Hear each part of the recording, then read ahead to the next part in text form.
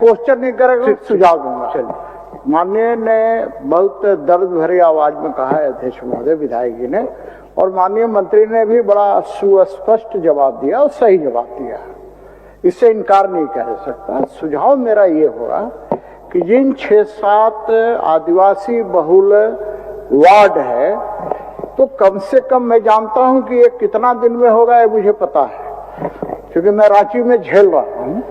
तो मैं ये कहूंगा कि कम से कम HYDT के माध्यम से शुद्ध पेयजल उपलब्ध कराने की व्यवस्था सरकार कर सकती है, ताकि वहां रहने वाले आदिवासी भाइयों को शुद्ध पेयजल उपलब्ध हो सके। मेरा यही सुझाव था। चलिए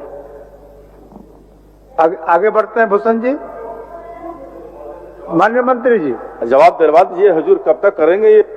9 महीना में, साल भर में करेंगे? कब तक जवाब दिला दीजिए।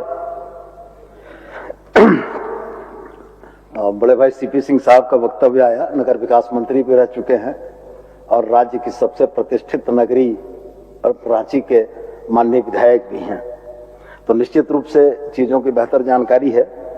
और ये भी मान रहे हैं कि अपने कार्यकाल में जब वो नहीं कर सके तो हमसे क्यों उम्मीद रखेंगे, लेकिन हम उनके सुझाव का स्वागत करते हैं।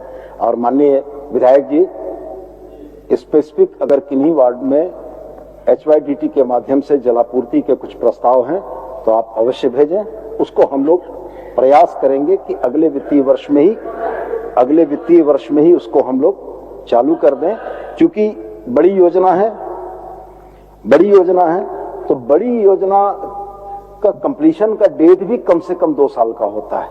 तो हम सदन में आपको कह दें कि 6 महीने में, साल भर में हो जाएगा, वो नहीं होगा। लेकिन बड़े भाई का सुझाव बहुत स्वागत योग्य है। उन 6-7 वार्ड में जहां पर पानी की सबसे ज्यादा किल्लत है, आप एक प्रस्ताव नगर परिषद के माध्यम से भिजवा दें, हम लोग वैकल्पिक व्यवस्था करके वहां पेयजलापूर्ति बहाल कर देंगे। ठीक है। माननीय अध्यक्ष महोदय, मेरी व्यवस्था ये है कि ये सदन झारखंड विधानसभा की कार्य संचालन नियमावली के तहत चलता है। अध्यक्ष महोदय, मेरा सुझाव है कि तारांकित प्रश्न जो लिया जाता है उसको समाप्त कर दिया जाए। अध्यक्ष महोदय, पूछे क्यों?